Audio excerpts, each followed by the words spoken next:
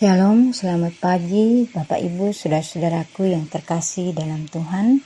Selamat bertemu kembali dalam Rehat Renungan Harian Gereja Toraja, edisi Rabu 10 Desember 2025.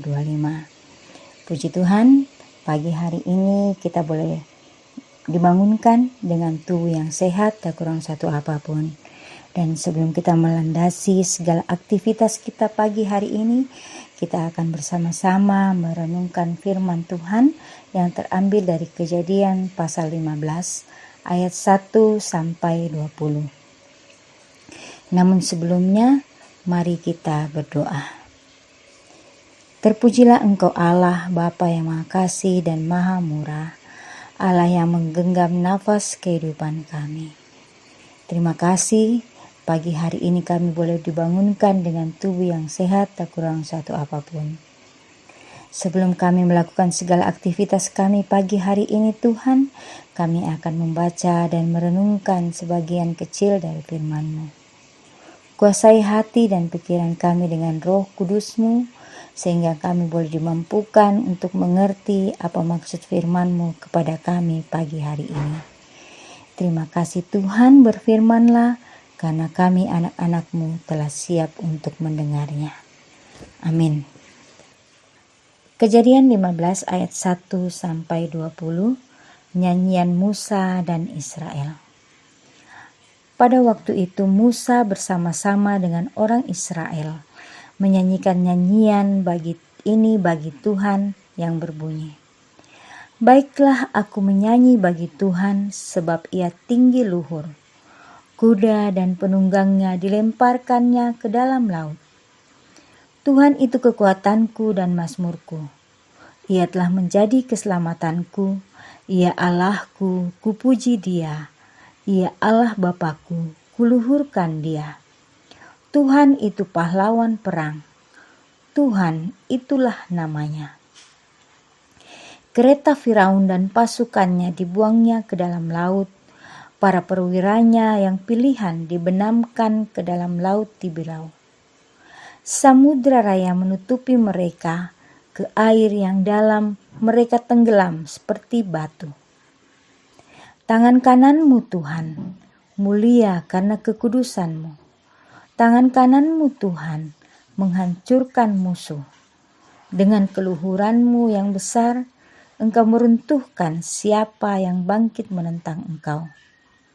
Engkau melepaskan api murka-Mu yang memakan mereka sebagai tunggul gandum. Karena nafas hidung-Mu, segala air naik bertimbun-timbun, segala aliran berdiri tegak seperti bendungan, air bah membeku di tengah-tengah laut. Kata musuh, aku akan mengejar, akan mencapai mereka, akan membagi-bagi jarihan. Nafsuku akan kulampiaskan kepada mereka, akan kuhunus pedangku, tanganku akan melenyapkan mereka. Engkau meniup dengan tofanmu, laut pun menutupi mereka, sebagai timah mereka tenggelam dalam air yang hebat. Siapakah seperti Engkau di antara para Allah ya Tuhan? Siapakah seperti Engkau mulia karena kekudusan-Mu, menakutkan karena perbuatan-Mu yang masyhur. Engkau pembuat keajaiban. Engkau mengulurkan tangan kanan-Mu, bumi pun menelan mereka. Dengan kasih setia-Mu, Engkau menuntun umat yang telah Kau tebus. Dengan kekuatan-Mu, Engkau membimbingnya ke tempat kediaman-Mu yang kudus. Bangsa-bangsa mendengarnya, mereka pun menggigil. Kegentaran menghinggapi penduduk tanah Filistin. Pada waktu itu gemparlah para kaum di Edom. Kedahsyatan menghinggapi orang-orang berkuasa di Moab. Semua penduduk tanah Kanaan gemetar. Ngeri dan takut menimpa mereka. Karena kebesaran tangan-Mu, mereka kaku seperti batu. Sampai umat-Mu menyeberang ya Tuhan. Sampai umat yang Kau peroleh menyeberang. Engkau membawa mereka dan Kau cangkokkan mereka di atas gunung milik-Mu sendiri. Di tempat yang telah Kau buat kediaman-Mu ya Tuhan.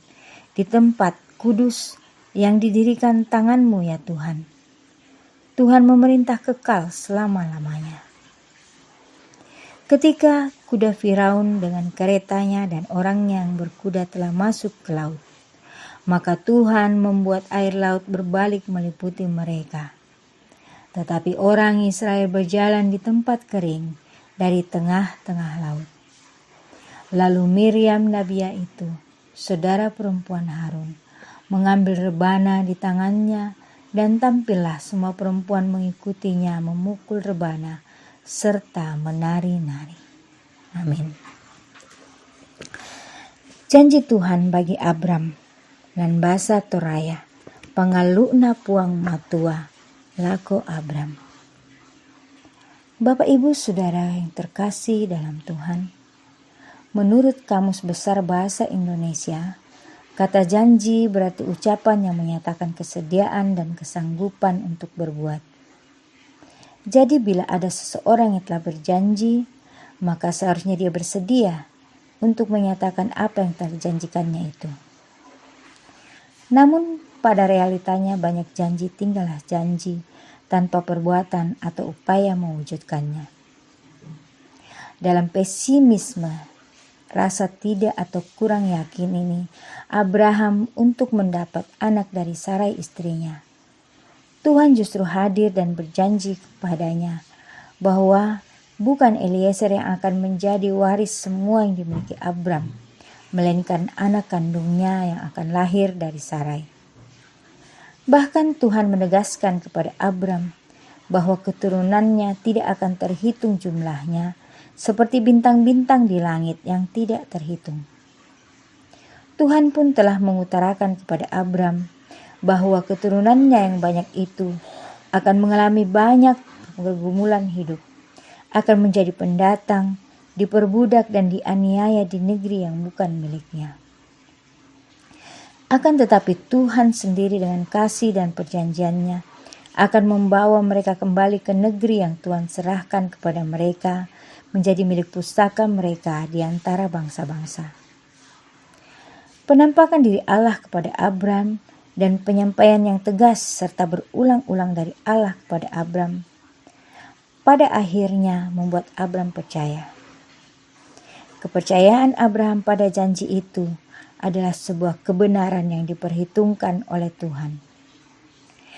Bapak Ibu Saudara yang terkasih, sebagai orang percaya kepada Kristus, kita pun telah menerima janji Allah tentang penyertaan-Nya, tentang keselamatan dan hidup kekal yang bukan hanya untuk kita, tetapi juga bagi anak-anak kita. Kisah Rasul 2 ayat 39. Respon yang dinantikan oleh Allah dari kita ialah kita percaya sama seperti Abraham percaya. Amin. Mari kita berdoa. Terima kasih Tuhan buat firman-Mu pagi hari ini yang mengingatkan kami kembali akan janji-Mu, akan kehidupan kekal yang Engkau anugerahkan kepada kami.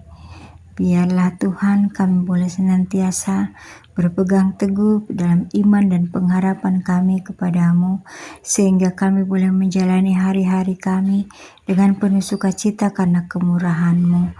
Dan biarlah kami boleh senantiasa menaruh pengharapan kami hanya ke dalam tangan pengasihan-Mu. Terima kasih Tuhan, Engkau berkati kami panjang hari ini di dalam setiap tugas tanggung jawab yang Tuhan anugerahkan kepada kami, baik itu kami sebagai kepala rumah tangga, ibu rumah tangga, bukan anak-anak. Kiranya Tuhan senantiasa memberikan kami kekuatan, kesehatan, serta hikmat, sehingga kami boleh menjalankan setiap tugas tanggung jawab yang Tuhan anugerahkan kepada kami dengan baik, dengan penuh tanggung jawab dan takut akan Tuhan. Kami berdoa untuk para lansia Tuhan yang sedang dalam kelemahan tubuh, kiranya Tuhan juga tetap memberkati mereka sehingga mereka boleh menjalani hari ini dengan penuh sukacita. Anak-anak kami yang sedang dalam pendidikan maupun dalam pekerjaannya Tuhan berkati juga. Biarlah mereka boleh menjalankan setiap tugas dan tanggung jawab yang Tuhan anugerahkan dengan baik. Tuhan juga karuniakan hikmat, akal budi, kecerdasan kepada anak-anak kami yang sedang dalam masa pendidikan maupun perkuliahan, sehingga mereka boleh mengikuti setiap tahap demi tahap dengan baik, dan kelak jika Tuhan berkenan, mereka boleh mencapai apa yang mereka cita-citakan, dan biar itu boleh menjadi kemuliaan bagi nama Tuhan. Anak-anak kami yang sedang dalam masa pertumbuhan, Tuhan, kiranya Engkau juga berkati mereka, berikan kekuatan, kesehatan, sehingga mereka boleh bertumbuh dengan kuat dan sehat, dalam pengenalan akan takut akan Tuhan. Terima kasih Tuhan bagi saudara-saudara kami yang sedang bersukacita. Kiranya Tuhan sempurnakan sukacita mereka, sehingga semuanya itu Tuhan boleh menjadi kemuliaan bagi nama. Terima kasih Tuhan, kami serahkan seluruh keberadaan hidup kami sepanjang hari ini. Biar Tuhan tetap menjaga dan melihara kami, menuntun kami, sehingga kami boleh senantiasa berada dalam terang kasih Tuhan. Terima kasih Tuhan, inilah doa kami, inilah ungkapan syukur kami yang kami bawa dalam nama anak Yesus Kristus, yang adalah Tuhan dan Juru Selamat kami yang hidup. Haleluya, amin. Demikianlah renungan harian kita pada pagi hari ini. Kiranya Tuhan senantiasa memberkati kita. Selamat beraktivitas, Tuhan Yesus memberkati. Amin.